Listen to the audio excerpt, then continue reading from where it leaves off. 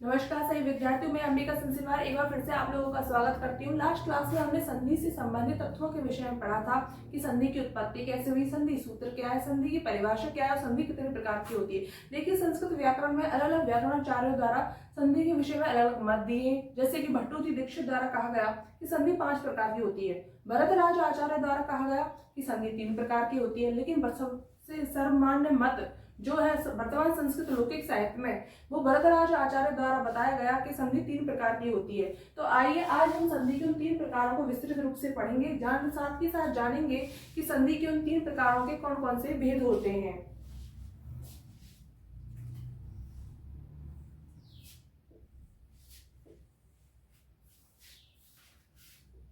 सबसे पहले हम ये जानेंगे कि भरतराज आचार्य द्वारा संधि के जो 3 प्रकार बताए वो कौन कौन से हैं।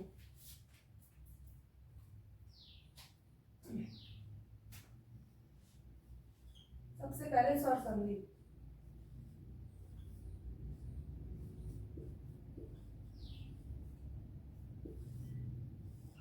जिसे अच संधि भी कहते हैं।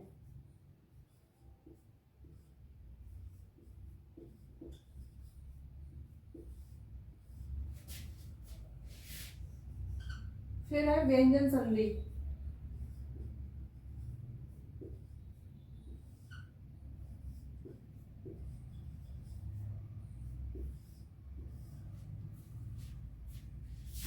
जिसे हल संधि भी कहते हैं।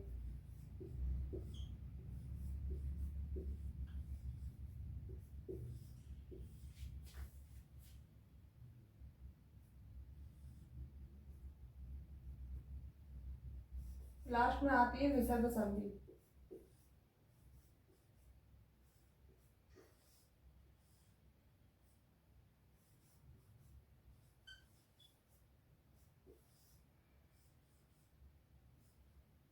तो इस प्रकार भरतराज आचार्य द्वारा संधि के 3 प्रकार बताए। स्वर संधि जिसे अच संधि भी कहते हैं, फिर व्यंजन संधि जिसे हल संधि भी कहते हैं, फिर यह विसर्ग संधि। स्वर संधि क्या होती है? देखिए, स्वर संधि वो होती है जब दो या दो से अधिक जो स्वर वर्ण होते हैं उनके मध्य लोप, आगम, आदेश या विकार या परिवर्तन जो भी होता है दो स्वर वर्णों के मध्य होता है। अब चूंकि स्वर को ये अच जो होते हैं इसे संस्कृत भाषा में अच कहते हैं, तो इसलिए स्वर संधि का दूसरा नाम अच संधि भी है। ठीक है। फिर आती है व्यंजन संधि। व्यंजन संधि वो होती है जहां दो या दो से अधिक व्यंजन वर्णों के मध्य लोप, आगम, वर्ण, आदेश जो भी होता है वो दो या दो से अधिक व्यंजन वर्णों के मध्य होता है। इसमें एक स्वर वर्ण या एक व्यंजन वर्ण भी हो सकता है। चूंकि जो व्यंजन होते हैं उन्हें संस्कृत भाषा में हल भी कहते हैं, इसलिए इस व्यंजन संधि का नाम हल संधि भी है। और फिर आती है विसर्ग संधि। विसर्ग संधि में जो परिवर्तन होता है, जो विकार होता है वो विसर्ग में होता है, इसलिए इसे विसर्ग संधि नाम दिया गया है। अब हम जानेंगे सबसे पहले कि स्वर संधि के भेद कौन कौन से होते हैं। सबसे पहले यण संधि,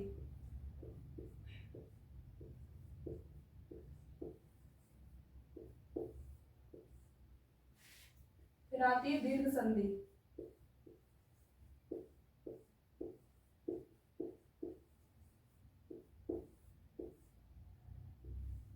फिर गुण,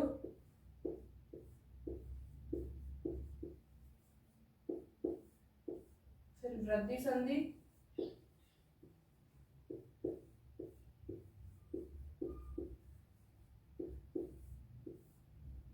फिर अयादि संधि,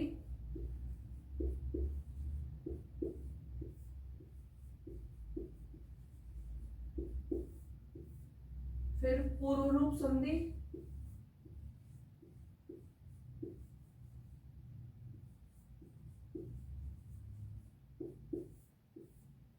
फिर पर रूप संधि,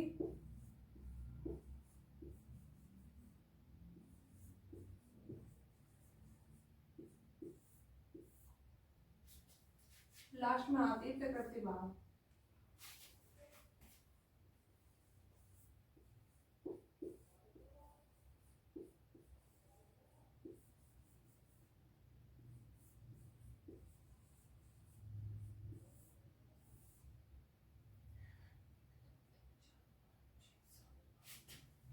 ये जो प्रकृति भाव संधि वही संधि जिसे भट्टोजी दीक्षित द्वारा एक अलग से प्रकार बताया गया था संधि का, लेकिन वरदराज आचार्य ने इस प्रकृति भाव संधि को ही स्वर संधि का एक भेद माना। ठीक है, फिर आगे आती है व्यंजन संधि। अब व्यंजन संधि कौन कौन से भेद है? सबसे पहले आता है इसमें उच्चत्व संधि।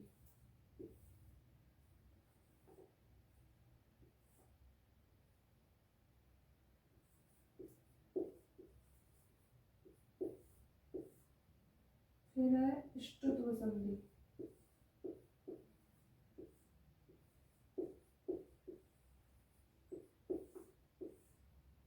फिर जसात्व संधि।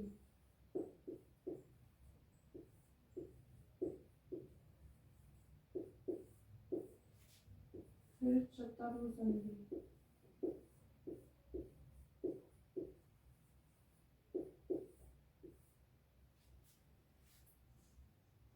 है अनुनासिक संधि।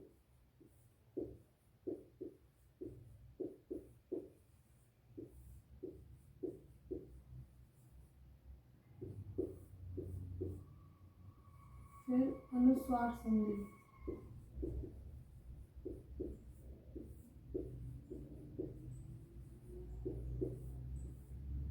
फिर पूर्व सवर्ण संधि।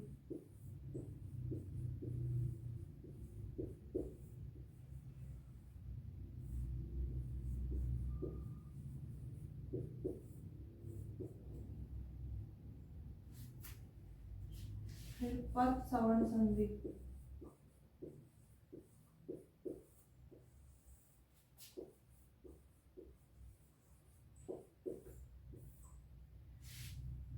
फिर लघ्व संधि।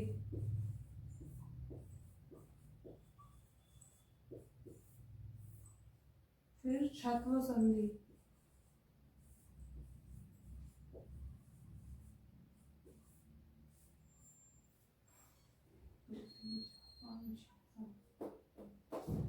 इसके बाद आती है विसर्ग संधि। इसमें सबसे पहला प्रकार है शत्व विसर्ग संधि।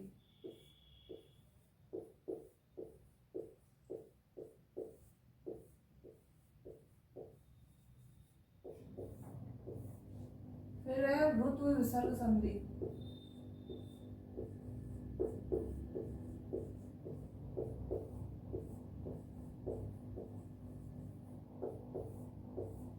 फिर उत्व विसर्ग संधि।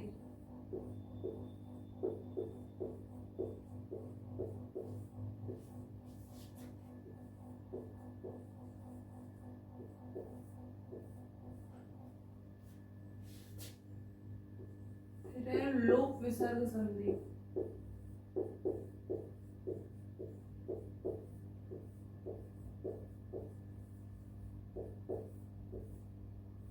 इस लोप विसर्ग संधि को रेफ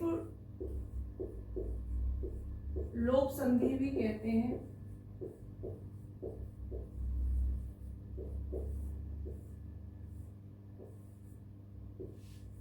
इसके अलावा एक हरि सर्वेसाम सूत्र भी होता है, जिसके दृष्टि से देखा जाए तो फिर इसमें एक यत्व विसर्ग संधि भी होती है।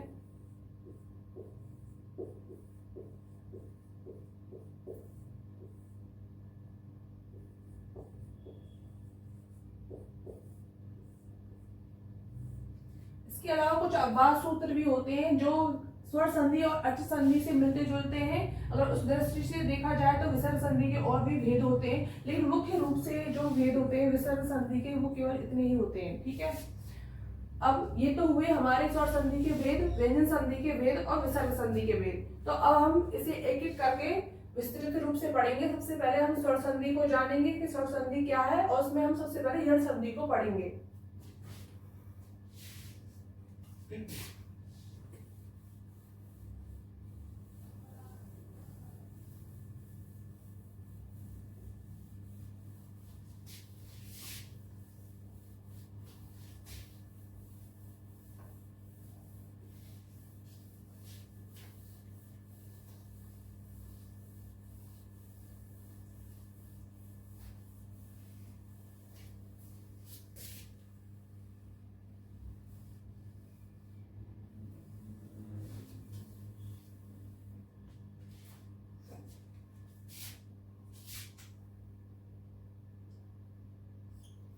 तो स्वर संधि क्या है?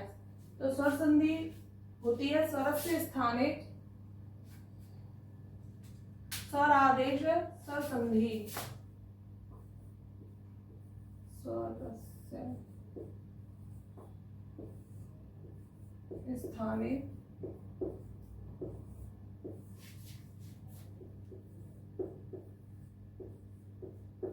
स्वरादेश है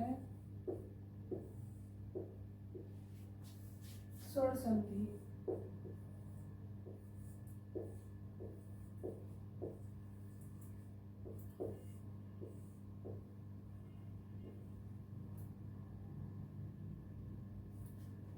मतलब कि जब स्वर के स्थान पर स्वर का आदेश हो जाता है वो स्वर संधि कहलाती है। क्योंकि मैंने अभी आपको बताया कि स्वर संधि वो होती है जहां दो या दो से अधिक स्वर वर्णों के मध्य लोप आगम वर्ण विकार जो भी होता है परिवर्तन वो स्वर वर्णों के मध्य होता है। स्वर के स्थान पर जो स्वर का आदेश होता है तो वो क्या होती है स्वर संधि। इसमें सबसे पहले हम पढ़ेंगे अब यण संधि को।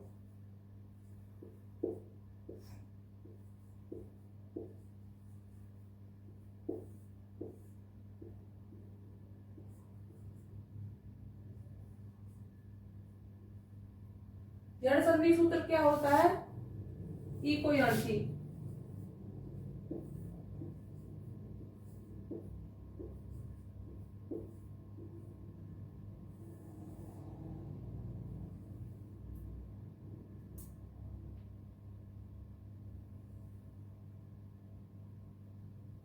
ठीक, इको यणसी का क्या मतलब होता है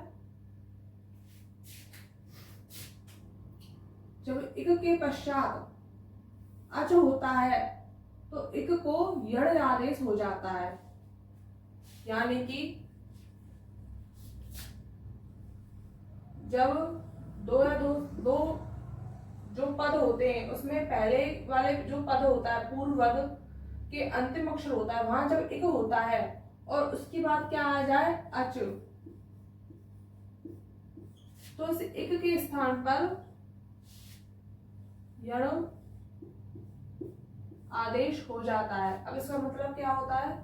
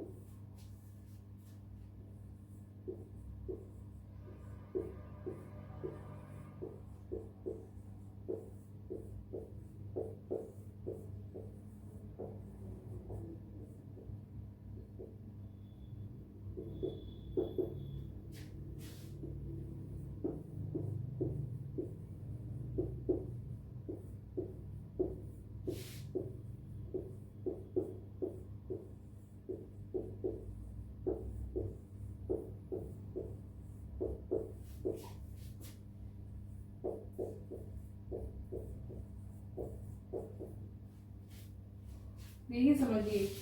जब हमने संधि की परिभाषा पढ़ी थी तो हमने उसमें क्या पढ़ा था कि संधि कहाँ होती है उस दो पदों के मध्य होती है। पहले दो पद चाहिए होते हैं उसमें दो, एक ये बीच में प्लस होता है एक ये जो हो गए दो पद यानी कि दो शब्द दो इसमें होने चाहिए दो अक्षर या फिर तीन अक्षर जो भी है।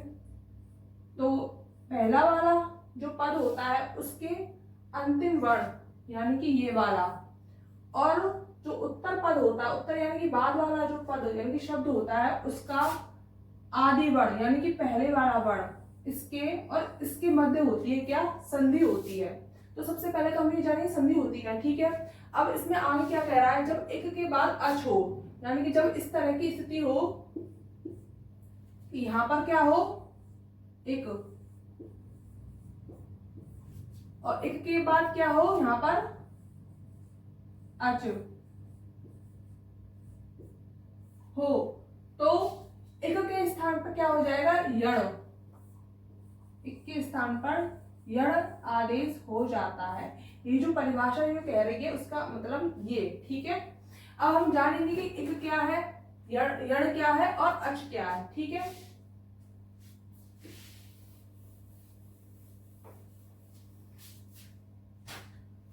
देखिए अच का मतलब तो होता असमान स्वर,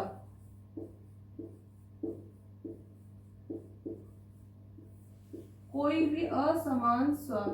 कौन सा असमान स्वर? इसके लिए हम इसे जानेंगे कि एक का क्या मतलब होता है। एक के अंतर्गत 4 वर्ण आते हैं, वर्ण यानी कि अक्षर। कौन कौन से? ई, उ, री, लृ।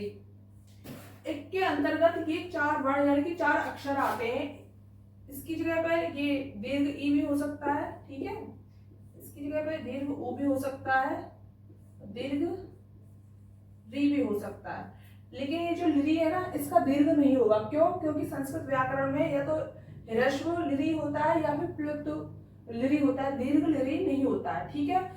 जब एक आए कहा, इस स्थान पर, ठीक है, प्लस के पहले यहाँ पे एक आए यानी कि ई उ री लृ आए, उसके पश्चात असमान स्वर होना चाहिए। यानी कि जब ई आ रहा है तो ई के आगे या तो यू उ हो या फिर लृ हो या फिर लृ हो, इनमें से कोई भी वर्ण हो, चाहे आ हो चाहे ए हो, कोई भी हो, लेकिन ई के आगे ई नहीं आना चाहिए। ऐसे ही जब उ हो तो उ के आगे उ नहीं होना चाहिए, चाहे आ हो चाहे ई हो चाहे री हो चाहे लृ हो, कोई भी आ जाए, ओ आ जाए, ए आ जाए, कोई भी आ जाए, लेकिन उ के आगे उ नहीं होना चाहिए, री के आगे री नहीं होना चाहिए और लृ के आगे लृ नहीं होना चाहिए। जब ऐसा हो तब एक के स्थान पर यण हो जाता है। अब यण का क्या मतलब होता है? यण के अंतर्गत भी 4 अक्षर आते हैं। कौन कौन से? या, व, र, ला, ठीक है। ये 4 अक्षर, ये 4 वर्ण आते हैं। लेकिन कौन के स्थान पर कौन सा आएगा? देखो, जब ई हो तो ई के स्थान पर तो या हो जाएगा, ठीक है। उ हो तो उ के स्थान पर वा हो जाएगा, री आए तो री के स्थान पर रा हो जाएगा, और जब लृ आए तो लृ के स्थान पर ला हो जाएगा, ठीक है। इकोयर्जी सूत्र कहता है कि जब इक आ रहा हो किसी पद में, अंतिम अक्षर और उसके आगे जो दूसरा पद है उसका पूर्व अक्षर अक्ष यानी असमान होना चाहिए, इस वाले के आगे वाले के असमान दूसरा होना चाहिए, तो उसके स्थान पर यण हो जाता है। यण तब होता है जब ई हो तो या हो जाएगा, उ हो तो वा हो जाएगा, री हो तो री हो जाएगा, लृ हो तो ला हो जाएगा। आइए अब हम इसे उदाहरण से समझते हैं। सबसे पहले हम ई का उदाहरण लेते हैं, ठीक है। ई के उदाहरण में हम देखेंगे यदि प्लस अपि, ये उदाहरण लिया, ठीक है, ई का। तो सबसे पहले तो हम ये देखेंगे कि क्या वास्तव में ये इकोयर्जी सूत्र है, इस पर फिट बैठ रहा है कि नहीं। ये उदाहरण देखो, इकोयर्जी सूत्र क्या कहता है कि जो पूर्व पद है इसका ये जो अंतिम अक्षर है वो क्या होना चाहिए? इक, ठीक है। इक के अंतर्गत कौन कौन सा आता है? ई उ री लृ, 4 आते हैं, ठीक है, 4 अक्षर आते हैं। तो इन चारों में से वो आ रहा है कि नहीं? देखो क्या आ रहा है इसमें अंतिम, देखो ये दी लिखा हुआ है। आप लोग सोच रहे हैं अंतिम दा नहीं, देखो कोई भी व्यंजन वर्ण होता है ना वो स्वर के बिना पूरा नहीं होता है। अगर ये इस प्रकार होता दा दवाद अकेला, तो इसका मतलब ये है कि ये दा, आधा दा और आ है, ठीक है। लेकिन जब ये इस प्रकार लिखा हुआ है छोटी की मात्रा, तो इसका मतलब ये है कि ये द, इसमें ई है, ठीक है, छोटी की मात्रा लग रही है, तो इसमें अंतिम अक्षर क्या हुआ? ई, इसमें अंतिम अक्षर आ। तो अब यहाँ बताओ कि इसमें अंतिम अक्षर क्या होगा? ई। तो क्या वास्तव में एक हमारे लिए आ रहा है कि नहीं? हाँ आ रहा है, क्या? ई, ठीक है। अब उसके आगे क्या बताया था? असमान स्वर होना चाहिए। स्वर कौन कौन से होते हैं ये सब आपको पता है।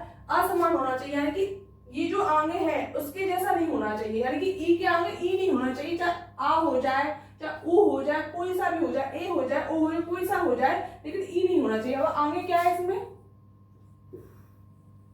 हाँ, यानी कि बाद वाला जो पद होता है, उत्तर पद होता है, उसका आदि वर्ण यानी कि पहला वाला अक्षर देखा जाता है। तो इस प्रकार ये हमारी स्थिति बनके तैयार हो गई, ठीक है।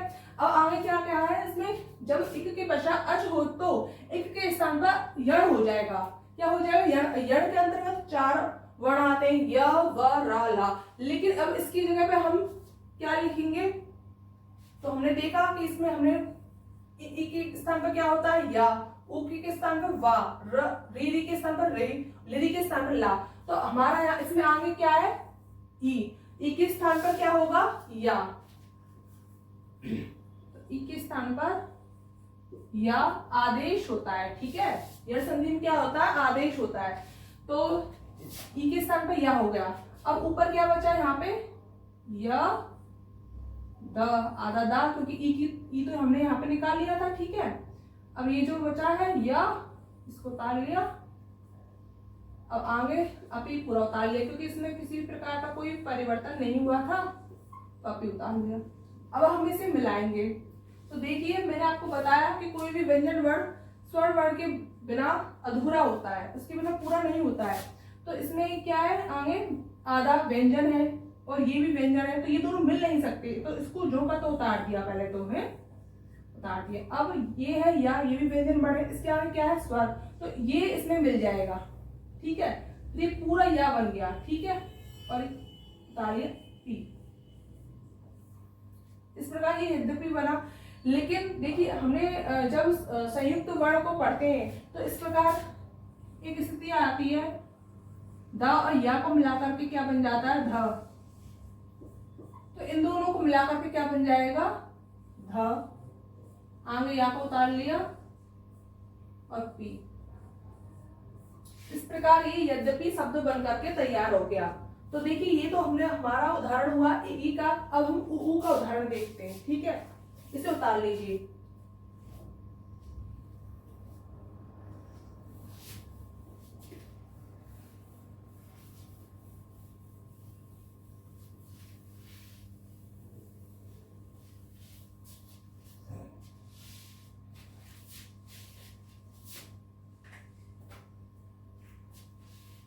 अब ऊ के उदाहरण में देखेंगे हम बद्ध वाक्य।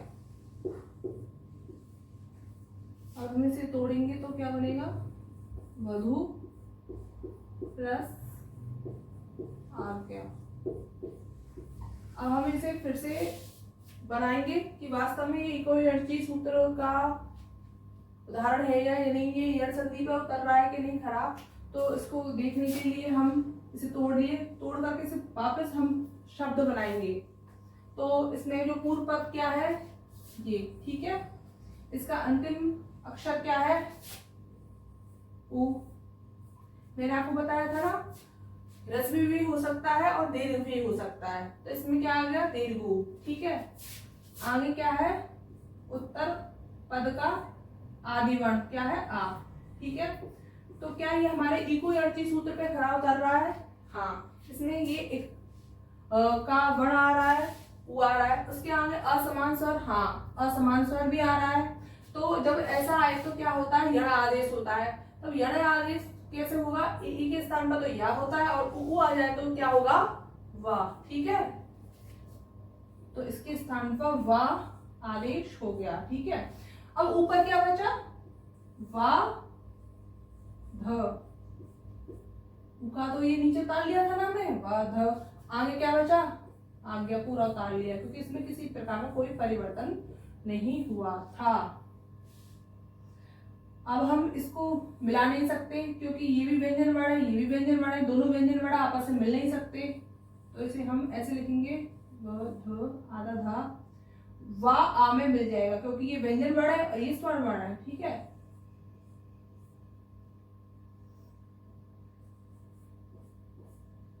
इस प्रकार ये हमारा शब्द बना। तो देखिए हमारा ये जो ऊपर वाला शब्द है और नीचे वाला एक ही है ना, एक ही है। इसका मतलब ये हुआ कि हमने यण संधि का जो उदाहरण था वधवाज्ञा, इसके जो संधि विच्छेद किया और इसको दोबारा से समस्त पद में परिवर्तित किया, तो ये जो हमारा विच्छेद था और हमारा वापस जो पद बनाया वो बिल्कुल सही है। ठीक है, ये तो हो गया ऊ का उदाहरण। अब हम देखेंगे ऊ का हो गया, री का उदाहरण देखेंगे। ठीक है,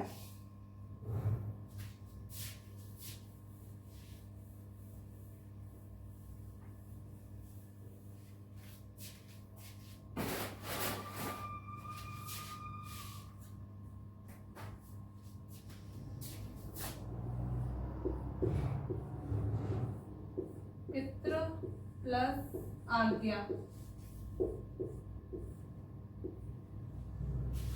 अब फिर से वही देखेंगे क्या, सबसे पहले तो हम देखेंगे कि जो संधि है बनती है दो पदों के मध्य बनती है, दो पदों में क्या पहला जो वाला जो पद होता है उसके अंतिम अक्षर और जो लास्ट वाला पद होता है उसका क्या आदि वर्ण। तो इसमें देखो क्या है, इसमें अंतिम वर्ण क्या है, इसमें री और इसमें क्या है आ। देखो ये हमारे इक्विवेलेंसी सूत्र पे खरा उतर रहा है कि नहीं, हाँ, क्योंकि इसमें क्या आ गया, ये एक का वर्ण आ गया, आगे क्या आ गया, असमान स्वर आ गया। ठीक है, तो जब ये आ गया तो फिर इसमें री के स्थान पर क्या हो जाएगा, री के स्थान पर इसमें रा आदेश हो जाएगा। ठीक है, ये रा उतार लिया। ठीक है, अब ऊपर बचा ती आधा ता बचा। ठीक है, और आगे हमने ये आज्ञा पूरा उतार लिया क्योंकि इसमें कोई परिवर्तन नहीं हुआ था। अब हम इसे मिलाएंगे तो देखो फिर से ये दो व्यंजन वर्ण बन रहे हैं कि नहीं, हाँ, तो व्यंजन वर्ण आपस में नहीं बन सकते। ठीक है, लेकिन जो संयुक्त वर्ण होते हैं ना उसमें एक संयुक्त वर्ण होता है त्र, ये ता, रा और आ, इससे मिलकर के बना होता है। ठीक है, तो आप लोग क्योंकि इसमें नीचे हलंत नहीं है ना तो इसमें आ और होता है।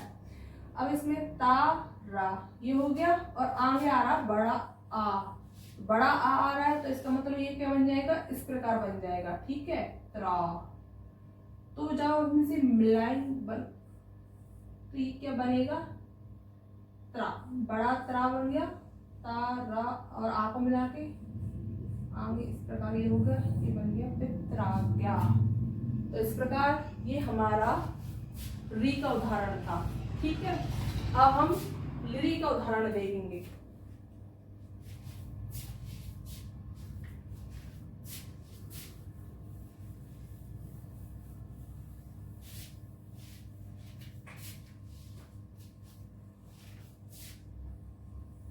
री का उदाहरण में लिरी प्लस आकृति।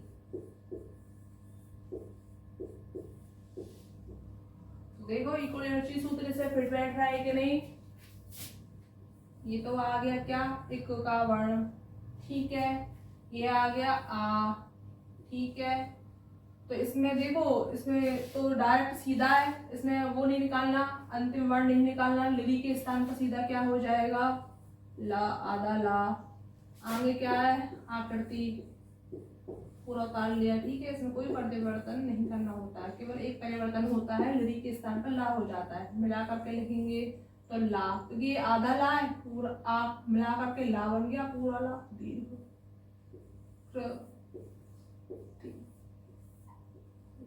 लाकृति। इस प्रकार हमने ई उ ऊ री और लिरी के ये 4 उदाहरण देखे। ठीक है, अब हम इसके और उदाहरण देखते हैं जिससे कि अच्छा अभ्यास हो जाएगा हमारा। ठीक है,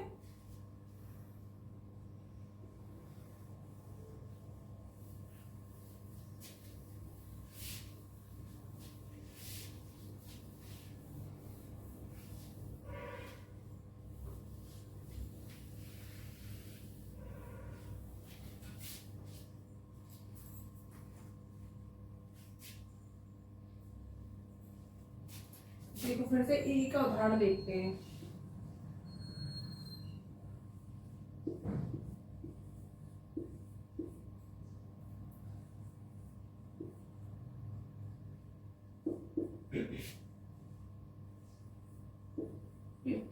प्लस आशा। ठीक है, तो इसमें अंतिम वर्ण क्या है, ई, आगे क्या है आ। तो ई के आगे क्या आ रहा, असमान स्वर, तो ई के स्थान पर क्या हो जाएगा, यह आदेश हो जाएगा। ठीक है, ऊपर क्या बचा, प्र, त, है ना, आगे ये आशा को वैसा के वैसा उतार लिया। अब हम इसे मिलाकर के लिखेंगे तो क्या बनेगा, प्र, त, या में आ मिला दी, दीर्घ बन गया, आशा बन गया प्रत्याशा। ठीक है, अब आगे अति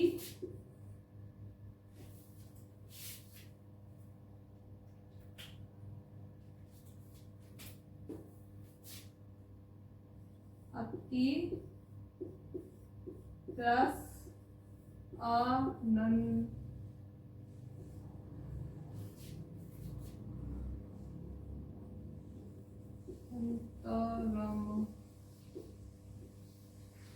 ठीक है, तो इसमें क्या है, अंतिम अक्षर ई, फिर आगे आ, ई के स्थान पर क्या हो गया, या। अब इस आगे क्या बचा, फिर आगे अनंतरम।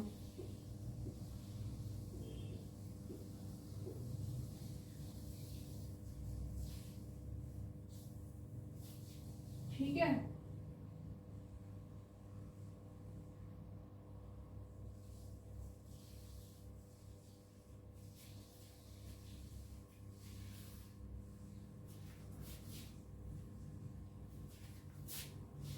अब इसे मिलाकर के लिखेंगे तो आ रे ता पिया, इसमें आ मिल गया ना, पूरा बन गया, फिर नन्नुन तरम।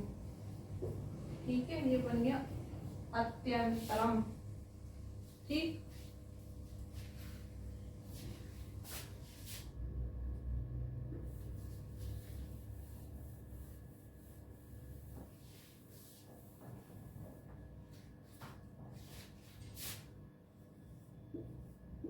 हरि प्लस अनुभव,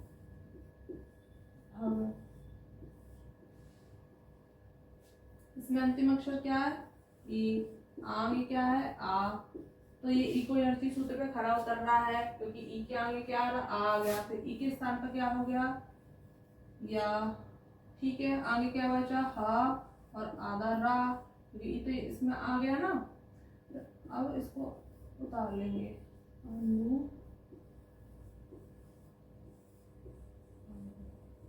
ठीक है।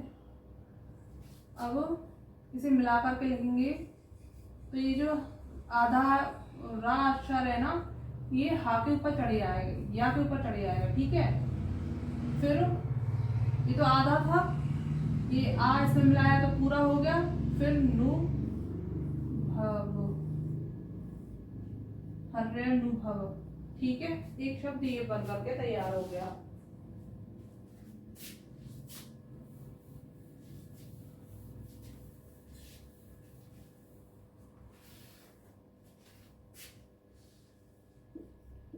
फिर अधि प्लस आस्ते,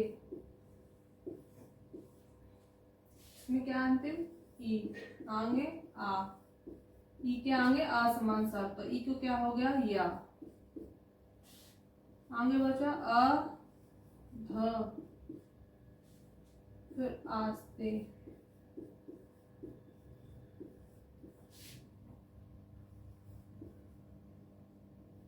ध, आधा ध, फिर आगे या पूरा बन गया, इसमें मिल गया तो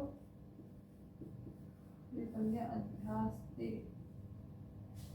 ठीक है, आगे है पिट्टी प्लस अर्पणम। ठीक है, इसमें क्या अंतिम, ई, आगे आ, ई के स्थान पर या हो गया। ठीक है, आगे बचा प्र, त, फिर अर्पणम को ताल ली, क्योंकि इसमें कोई भी परिवर्तन नहीं हुआ था। फिर प्र, तो या आगे मिल गया तो ये पूरा हो गया। इस प्रकार ये दो नए शब्द बनेंगे प्रत्यार्पण। ठीक है,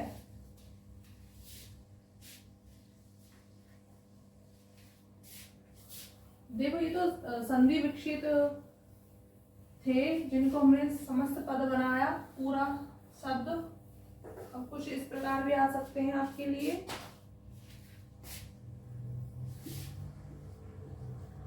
एवं।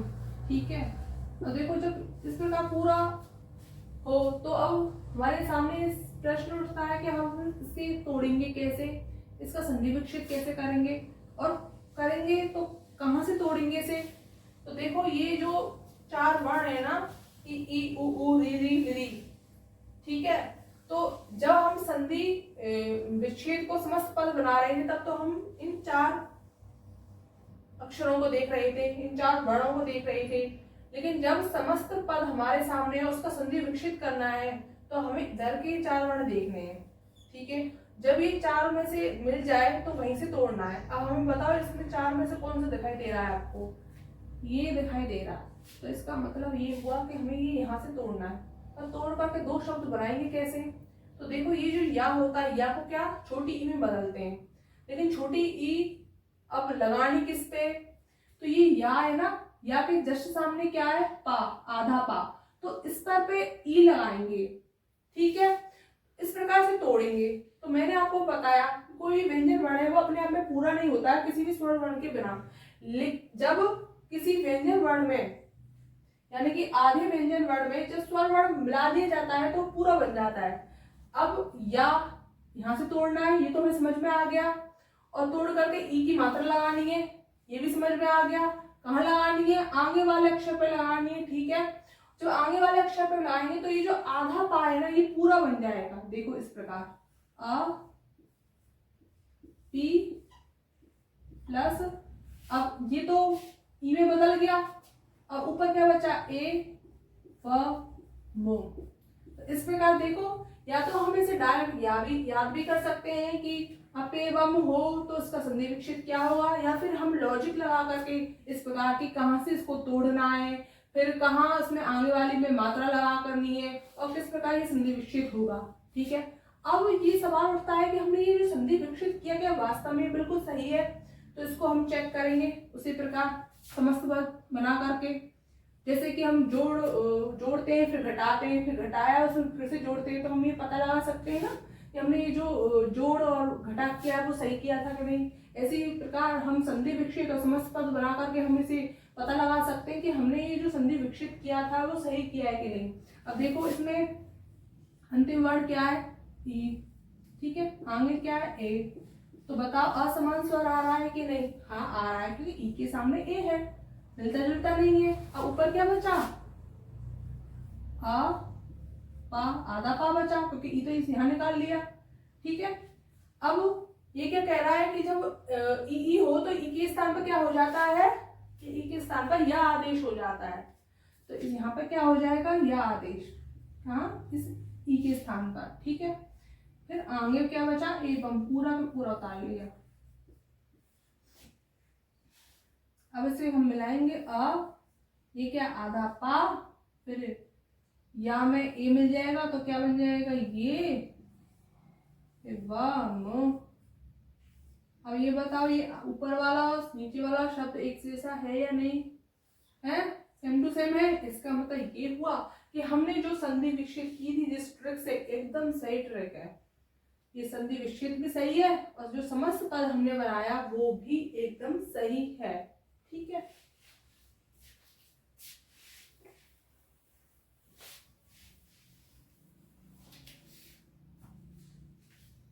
आगे देखते हैं, इति प्लस उक्त्वा। इसमें अंतिम अक्षर क्या है? ई। आगे वाला अक्षर क्या है? ऊ। असमान स्वर है, इक्विवेलेंसी सूत्र एकदम फिट बैठते हैं। ई के स्थान पर क्या हो जाएगा? या, ठीक है, क्योंकि ई के स्थान पर क्या होता है? या होता है, ठीक है।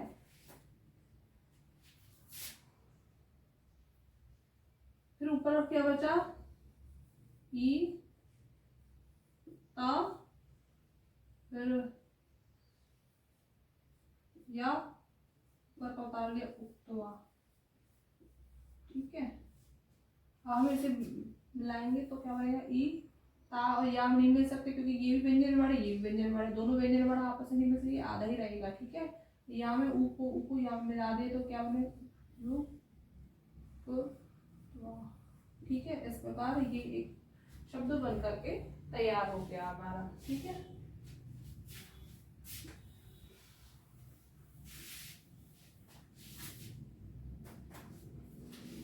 अब आगे अध्यापक। ठीक है, अभी फिर से एक शब्द है, अब हम फिर से इसमें लॉजिक लगाएंगे।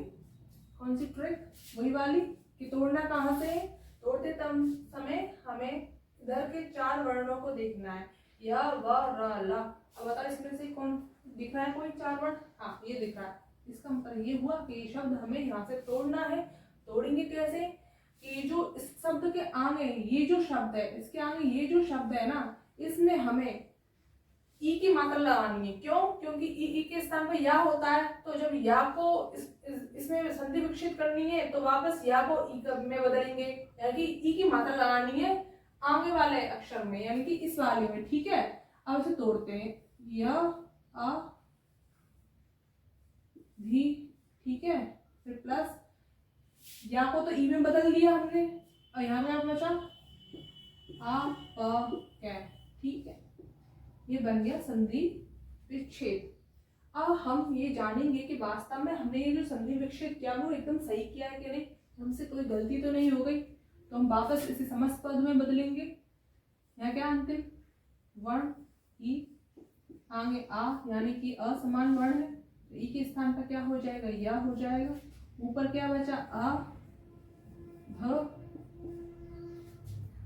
आगे आप है। ठीक है, अब ये दोनों आपस में मिल नहीं सकते, क्योंकि ये भी व्यंजन वर्ण, ये भी व्यंजन वर्ण, तो ये आधा ही रहेगा धा, या आ में मिल जाएगा, क्योंकि ये व्यंजन वर्ण है, ये स्वर वर्ण है। तो या प कै। देखो अध्यापक है, हमारे ये शब्द बना ऊपर वाला नीचे वाला सेम टू सेम है या नहीं? हाँ, बिल्कुल सेम टू सेम। तो इसका मतलब ये एकदम सही बनाया है हमने। ठीक है, आगे अब देखते हैं वाणिका। ठीक है, ये समस्त पद है, इसको भी हम ट्रिक लगा कर लॉजिक से तोड़ेंगे। कैसे तोड़ेंगे? या व रा ला, या व रा ला, ये 4 वर्ण देखेंगे, बताओ कहाँ है? हाँ, ये मिल गया, पकड़ में आ गया। तो तोड़ेंगे, कैसे तोड़ेंगे? ये या गए, इसके स्थान पर क्या करना है हमें? क्या करते हैं? ई करना होता है, यानी कि छोटी ई की मात्रा लगाएंगे। लेकिन लगाएंगे कहाँ? इसके जो आगे वाला वर्ण है, यानी कि रा दिखाई दे रहा है, इसमें लगाएंगे ई की मात्रा। अब तोड़ते हैं, चलो। वाह भी,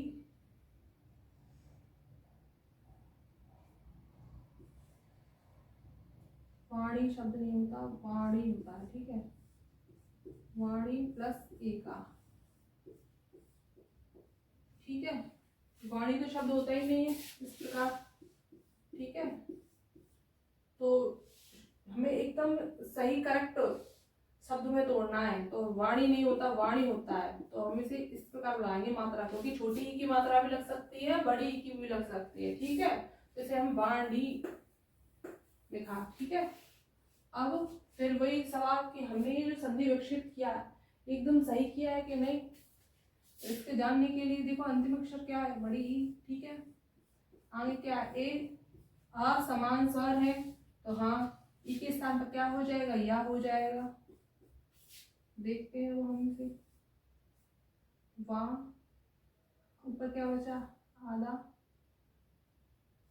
ना, फिर या, फिर एका। अब हम इसे मिलाएंगे, क्या बनेगा? वाह, आधा इस प्रकार लिखते हैं इसे। या में ए मिल गया तो ये बन गया एका। अब बताओ हमने जो संधि विच्छेद किया है वो सही है कि नहीं? हाँ, सही है, क्योंकि ये वाला शब्द, ये सब बिल्कुल डिटो एक जैसे हैं, तो हमने ये जो संधि विच्छेद किया एकदम सही किया था। ठीक है, इस प्रकार ये तो हो गए हमारे ए के उदाहरण। ठीक है, और अतिरिक्त हम आपको जब शब्द मिले तो उसके अभ्यास करना, जिससे कि अच्छी प्रैक्टिस हो जाएगी। ठीक है, इसके अलावा हम ऊ के उदाहरण देखते हैं।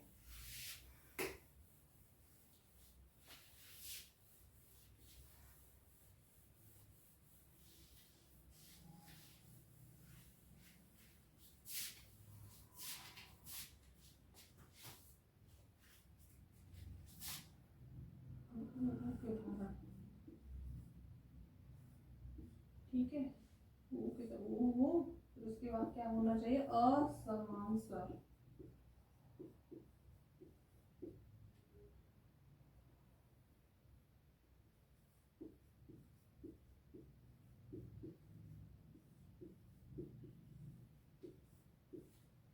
ऊपर क्या हो जाता है वा, ठीक है। जैसे कि साधु प्लस आगच्छ, ठीक है। तो इसमें वही जो पहला वाला पद उसका अंतिम अक्षर क्या है ऊ, आगे क्या है आ, ठीक है। तो ऊ के स्थान पर क्या हो जाएगा, के स्थान पर क्या हो जाएगा वाह, ठीक है। ये लिख लिया। ऊपर क्या बचा सा ध, ठीक है। तो ऊ को ये तो निकाल लिया, यहाँ आधा ध बचा, आगे आगच्छ है।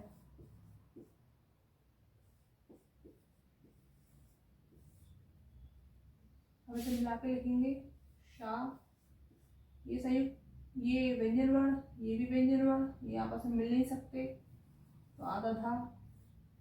फिर वाम आ में मिल जाएगा, ठीक है। ये व्यंजन वर्ण है, ये स्वर है, तो वा साधुवागच्छ है। इस प्रकार ये शब्द बनके तैयार हुआ, ठीक है।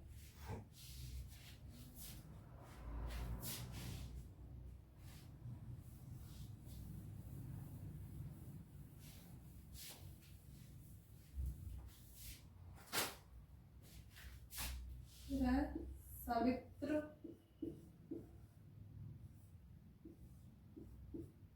प्लस उदय,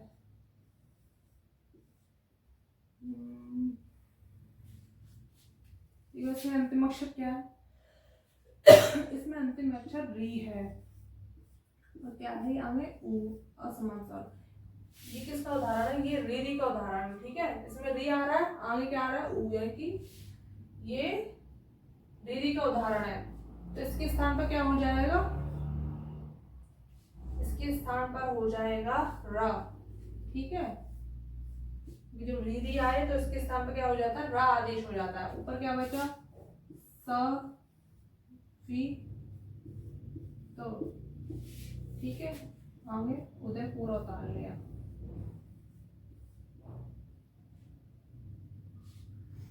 अब देखो ता और रा, मैंने आपको एक संयुक्त अक्षर के बारे में बताया था रा, जो कि ता और रा से मिलकर बना होता है। ऊपर आगे आ गया ऊ, तो इसमें ऊ की मात्रा लग जाएगी, क्योंकि कोई भी व्यंजन वर्ण बिना स्वर वर्ण के अधूरा होता है, ठीक है।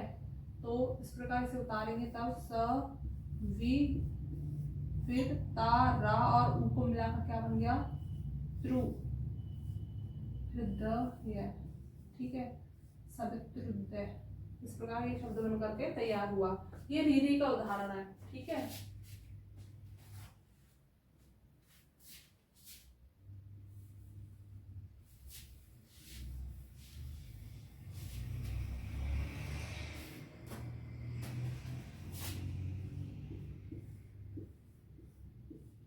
ध्रु प्लस अर्थम, तो ये पूर्व पद, ये अंतिम पद, इसका जो अंतिम वर्ण क्या है ऊ, आगे क्या है आ, असमान स्वर आ रहा है, ठीक है। तो ऊ के स्थान पर क्या हो जाएगा, ऊ के स्थान पर हो जाएगा वा। ऊपर क्या बचा गु र, आगे अर्थम, जब इसको मिलाकर के लिखा जाएगा तो वो इस प्रकार देखो, ये जो आधा रा आ रहा है ना, ये बार बार आएगा। जिसका आधा रा है और उसके आगे भी व्यंजन वर्ण हो, तो इसको हम इस वाले इसके ऊपर चढ़ा देते हैं, ठीक है। कैसे,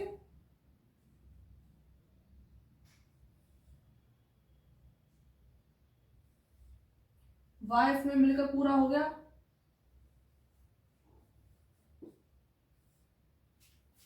ये बन गया गुरुवर्थम, ठीक है।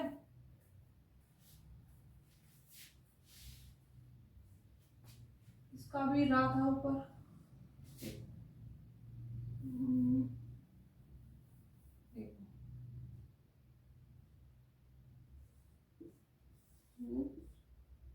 रा को इस वाले के ऊपर चढ़ाना है, ठीक है।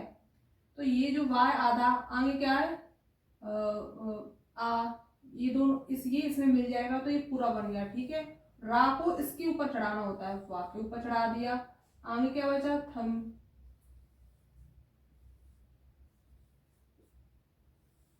ठीक है, ये रा तो ये वाला चढ़ गया और ये ऊपर था ही हमारे, तो ये बन गया गुरुअर्थम, है ना।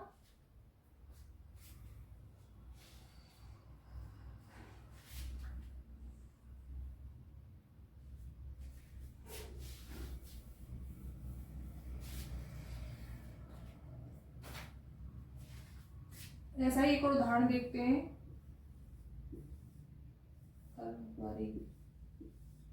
देखो ये समस्तल है, इसका संधि विच्छेद करना, तो संधि विच्छेद करने के लिए वही वाली लॉजिक लगाएंगे। कौन सी, ये 4 वर्णों को देखेंगे, य व र ला, इसमें दिखाई दे रहा है, हाँ ये पकड़ लिया।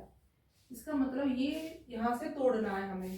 तोड़ेंगे कैसे, ये जो वा है यहाँ से तोड़ेंगे, लेकिन वा के स्थान पे क्या करना है, ऊ, और ऊ यानी कि ऊ की मात्रा लगानी है, ऊ की। लेकिन ऊ की मात्रा लगेगी कहाँ पे, इसकी जो आगे वाला ये है ना, ये इसमें लगेगी। ठीक है, लेकिन देखो इसमें क्या है, ऊपर रा दिखाई दे रहा, रा अभी हमने एक उदाहरण बनाया था गुरुअर्थम का, इसमें ऊपर भी ऐसे रा दिखाई दे रहा था। इसका मतलब ये हुआ, जब हम इसका संधि विच्छेद करेंगे तो ये जो रा है ना, ये आधा रा के रूप में, ऐसे राधे रा के रूप में नीचे आ जाएगा। तो ये जो उसकी मात्रा है ये इस पे लग जाएगी। ठीक है, ऊ की मात्रा कैसे, देखो इसको नीचे उतार लेंगे हम, पर रहा है ना, नीचे आ गया। और मैंने क्या कहा था, वा की मात्रा आगे वाले वर्ण के आगे लगेगी, यानी कि इसमें लगेगी। ये कौन गया, तरु, फिर ये अरे। समझ में आया कि नहीं। हमने बोला था कि जब हमें समस्त पद को विच्छेद करना होता है तो इन 4 वर्णों को पकड़ते हैं। ये पकड़ लिया हमने वा। अब पकड़ के वा को किस में बदलना है, ऊ को, क्योंकि ऊ को वा में बदला जाता है। जब हम उल्टा करेंगे तो वा को ऊ में बदले, यानी ऊ की मात्रा लाएंगे, लेकिन लगानी कहाँ है, आगे वाले वर्ण पे। इसमें आगे वाला वर्ण ता दिखाई दे रहे, ता से पहले ये रा है, आधा रा। ठीक है, इस आधे रा को यहाँ पर उतार लिया, ऊ की मात्रा इसमें लगा दी तो ये पूरा बन गया। ठीक है, तो रू प्लस अरि। अब हम ये सोचेंगे कि हमने ये संधि विच्छेद किया है, पूरा सही बना है या नहीं। तो इसको करने के लिए हम वापस इसको समस्त पद में बदलेंगे। तो यहाँ पे अंतिम वर्ण क्या है, ऊ, आगे आ, असमान वर्ण आ गया, तो ऊ को किस में बदलेंगे, वा में। ठीक है, ये बच गया त, र, फिर अरे। ठीक है, मैंने आपसे कहा था कि जब बार बार ये जो रा आ रहा है, आधा रा व्यंजन वर्ण, और आगे भी ये आधा व्यंजन वर्ण आए, तब इसको इसके ऊपर चढ़ा दिया जाता है। ठीक है, व र, ये इसमें मिल गया तो ये पूरा वा बन गया। तो ऊपर क्या बचा लास्ट में, अरे, री।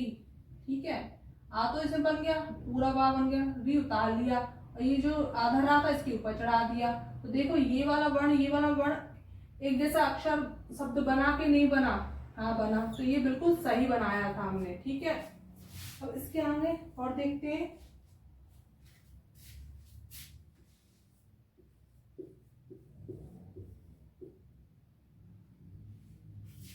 दतु अर्थ है,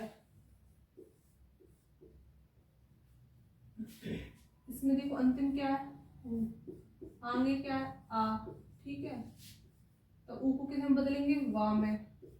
ठीक है, ऊपर का ही उतार लिया, प्र, शी, द, त। ठीक है, आगे अर्थ है, उतार लिया, इसको मिलाएंगे तो प्र, शी, द, ये आधा ता, अरे आधा वा, ये दोनों आपस में मिल नहीं सकते, तो आधा ता, फिर बा को आम में मिला दिया, तो क्योंकि ये व्यंजन वर्ण है, ये स्वर्ण वर्ण, स्वर्ण वर्ण व्यंजन वर्ण आपस में मिल जाते हैं, तो पूरा बा बन गया। फिर है, तो बना प्रसिद्धत्व है। ठीक है, ये शब्द बन गया ये।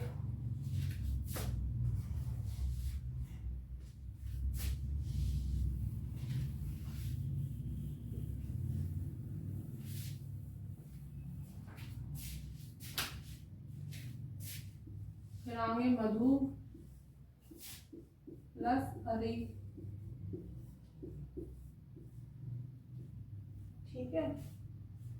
फिर चमू प्लस अध्यक्षर,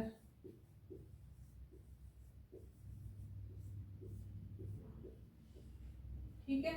और इसमें अंतिम क्या है, ऊ, आगे क्या है आ समान वर्ण, तो ऊ का क्या हो जाएगा, वा, म ध प्लस अरि, ठीक है। अब ये दोनों आपस में मिल नहीं सकते क्योंकि ये भी व्यंजन वर्ण है आधा, ये भी आधा व्यंजन वर्ण है, तो म आधा धा, फिर ये इसमें मिल जाएगा क्योंकि व्यंजन वर्ण सही स्वर वर्ण में मिल जाता है, ठीक है। इस प्रकार ये मध्यमरी बन गया, ठीक है। अब लोग बार बार प्रैक्टिस करना, समस्त पद को विच्छेद करना, फिर विच्छेद को वापस समस्त पद में बदलना, और इसके अलावा भी आपको अलग अलग जगह से जो भी बुक्स में से उदाहरण मिले उसकी प्रैक्टिस करना। जितनी ज्यादा प्रैक्टिस करोगे उतना अच्छा आपको संधि विच्छेद करना आएगा, ठीक है। अब इसमें आगे क्या है, ऊ, आगे आ समान बड़ा आ गया, फिर ऊ किसमें बदल दिया, वहां में चा को अध्यक्ष पूरा किया, ठीक है। फिर च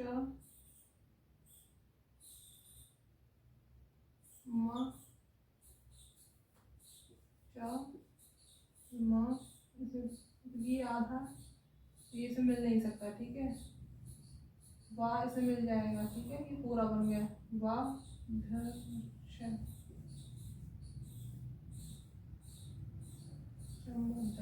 ठीक है। इस प्रकार ये एक शब्द बनकर तैयार हुआ। इस प्रकार ये उ के उदाहरण हुए। अब हम आगे री के उदाहरण देखेंगे, ठीक है। उ ई के हो गए, उ के हो गए, अब री के उदाहरण देखेंगे।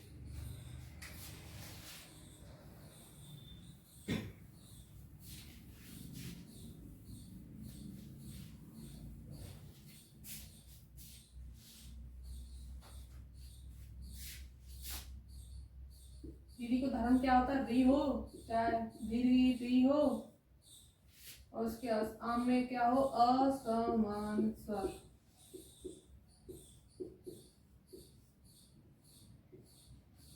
तो री को क्या हो जाएगा, रा, ठीक है। तो अब हम इसमें मात्र प्लस आनंदम, ठीक है। इसमें क्या आ रहा है, री, अभी हमने क्या पढ़ा, री को क्या बदल जाएगा, री आ रहा है, और आगे क्या आ रहा है, आसमान सर, तो री को क्या में बदलेंगे, रा में, ऊपर क्या बचा, म तो प्लस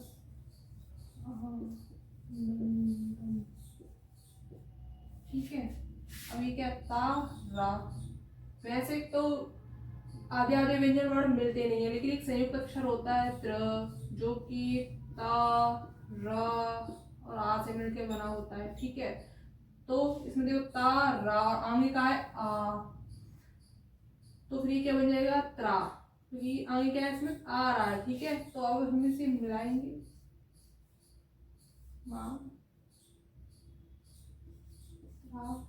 नंदम, इस प्रकार ये शब्द बनके तैयार हुआ, ठीक है, मात्रानंदम।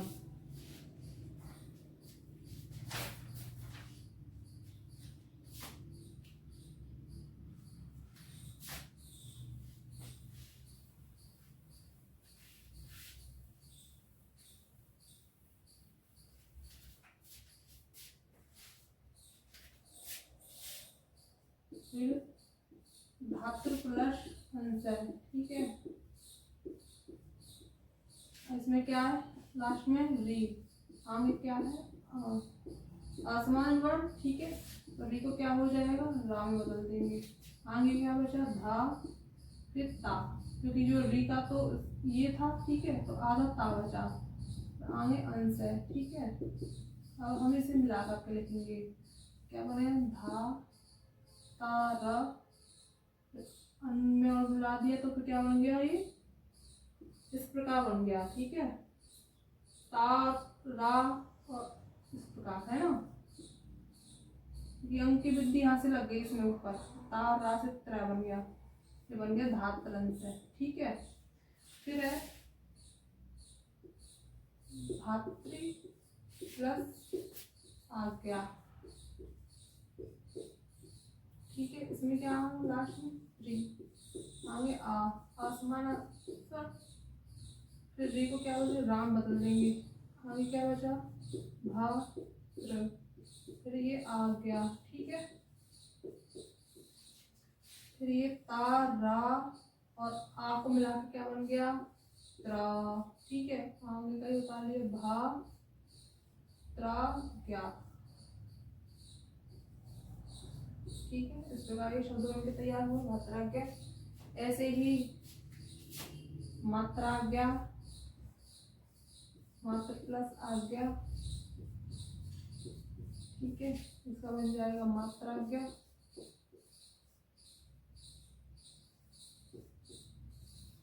फिर है पितृक्षा और मातृक्षा।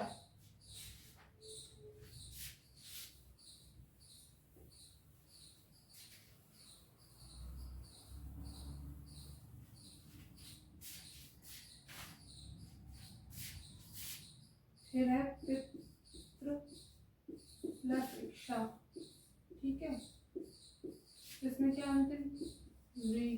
ठीक है, आगे ई, आसमान वर्ण तो री रा हो गया इसकी जगह पे। ठीक है, आगे बचा पी त्री प्लस इक्षा, और हम इसे मिलाकर के लिखेंगे तो क्या बनेगा त र दो त्रे, तो ई की मात्रा। ठीक है, ई की मात्रा लग गई तो आगे वाले उतार लिया पी त्री छा पितृक्षा। ठीक है, ऐसे ही मात्र प्लस इक्षा। ठीक है, इसमें क्या अंतिम री, आगे ई, री के स्थान पर रा हो गया, आगे क्या बचा माँ तो री तो इसमें से निकाली, आधा ता बचा, फिर इच्छा, फिर ता रा हो तो क्या हो जाता है त्रा बन जाता है, और ई की मात्रा लग जाएगी ई, फिर आगे वाला माँ उतार लिया माँ त्री इच्छा मातृक्षा। ठीक है, इस प्रकार ये पितृक्षा और मातृक्षा बना। फिर एक है मातृ प्लस एकत्व,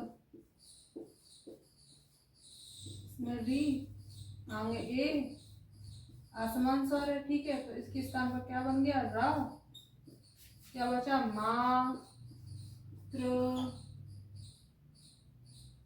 रा फिर एकत्व। ठीक है, तार रा को त्रा बन जाता है। ठीक है, क्या त्रा बन जाता है, और आगे क्या एक की मात्रा, तो इस प्रकार बना। अब इसे मिलाकर के बनाएंगे तो क्या बनेगा माँ, ये तो माँ हो गया, ता रा और एक हो गया त्रे, तो मात्रे तक। ठीक है, इस प्रकार ये मात्रे तक बन गया। अब एक धातृ उपदेश है। ठीक है, अब ये लास्ट उदाहरण है, उसके बाद हम द्वि के उदाहरण देखेंगे। ठीक है, अब हम इसके तोड़ना है, तो तोड़ने के लिए क्या लॉजिक है, तोड़ने के लिए लॉजिक है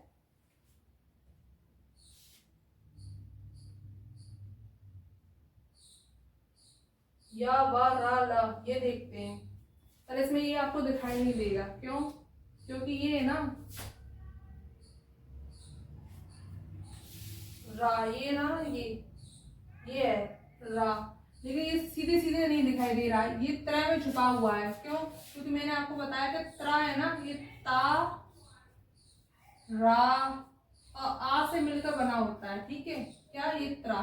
ठीक है, तो अब हम तोड़ने के लिए इधर के चार वर्ड देखते हैं, या वा रा ला। तो ये रा दिखाई दे रहा है, हाँ, ये कहाँ पे, इसमें, ये पकड़ना कि त्रा में रा छुपा हुआ है, यानी कि यहाँ से तोड़ना है हमें। तोड़ेंगे कैसे, ये जो रा इसके आगे वाले पे क्या री की मात्रा आ जाएगी, इसका मतलब ये जो त्रा है ना, त्रा के आगे जो होएगा मात्रा, रा, रा की मात्रा जो आगे वर्ण होगा उस पर क्या री की मात्रा आ जाएगी।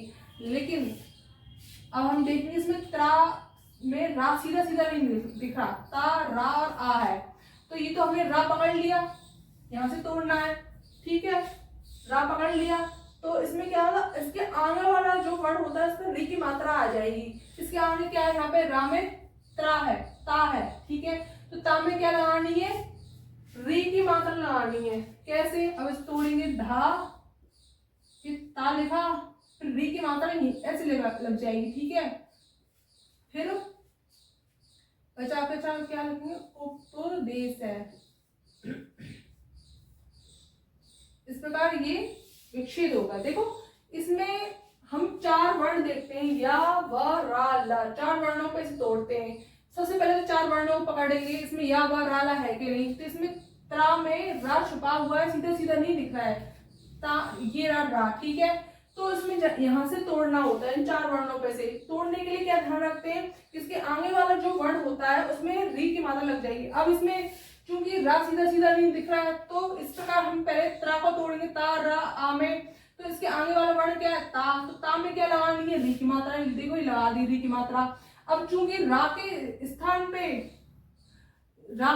पे तो री आया है, ये जो री था अपना, ये किसे बदल गया, रा में बदल गया, तो री हो गया, और ऊ का ये ऊ हो गया, तो धातु प्लस उपदेश है, इस प्रकार ये धातु उपदेश हो गया। अब हम देखेंगे हमने संधि विकसित किया है, ये बिल्कुल सही है कि नहीं, इसके लिए हम देखेंगे इसके अंतिम वर्ण क्या है, री, ठीक है, अंत क्या है, ऊ, असमान स्वर वर्ण आ गया, री के स्थान पर क्या कर देंगे, रा,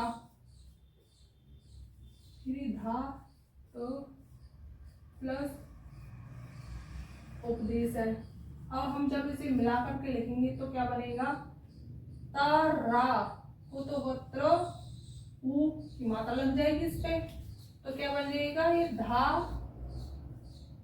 त्रुपदेश है।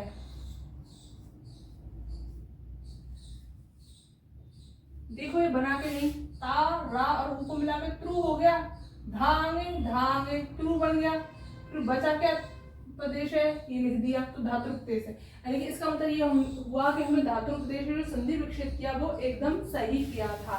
इस प्रकार ये हमारे ई के ऊ के री के उदाहरण हो गए। अब लास्ट बता लिरी का उदाहरण वो और देखेंगे, ठीक है।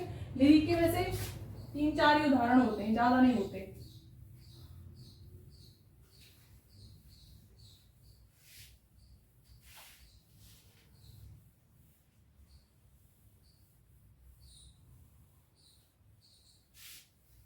लिरी प्लस आकृति तो कर लिया है ना, अब लिरी प्लस आदेश है, लिरी के उदाहरण है ये, लिरी प्लस आदेश है।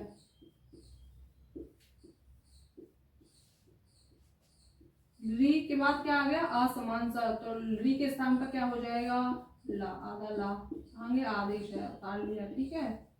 इसमें कुछ नहीं करना होता, केवल लिरी के स्थान पर ला करना होता है, फिर इसको मिला करके लिखेंगे, तो आधा ला है तो इसको पूरा हो गया, दीर्घ हो गया, लादेश है, ठीक है, बन गया लादेश है। इसके अलावा लाकृति हो गया लिरी प्लस अनुबंध है,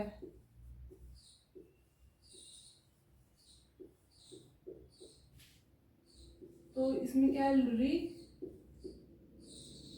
नहीं, लिरी है, लिरी का उदाहरण है। लिरी के स्थान पर क्या हो गया, ला, आगे आ आसमान स्वर है, तो ला के आसमान स्वर है, ठीक है, फिर ल नु है, पूरा उतार लिया, इसमें कोई परिवर्तन नहीं करते, इसमें परिवर्तन नहीं करते तो जो कहता हो वैसे उतार लेते, फिर इसको मिला के लिखेंगे तो ला पूरा बन जाएगा, आ के बाद ला के बाद आ रहा है, इसलिए ल नु बंद है, ठीक है। इस प्रकार ये हमारी यण संधि पूरी हुई। इसमें हमने ई के उदाहरण, ऊ के उदाहरण, रीरी के उदाहरण और लिरी के उदाहरण देखे। तो इसके अलावा आपको और भी कोई उदाहरण मिले, वैसे तो सारे उदाहरण करवा दिए, इससे मिलते जुलते ही उदाहरण बचे होंगे, उनका आप अभ्यास कीजिएगा। और इसके अलावा कुछ अपवाद शब्द और होते हैं जो 2 प्रकार से बनते हैं, जिसका 2 प्रकार से संधि विच्छेद और समस्त पद बनता है, उसे हम कल अगली कक्षा में देखेंगे। वैसे हमारी ऋण संधि अब पूरी हुई, तो अब हम कल मिलते हैं। अपवाद जो शब्द हैं जो 2 प्रकार से बनाए जाते हैं उनको हम कल देखेंगे।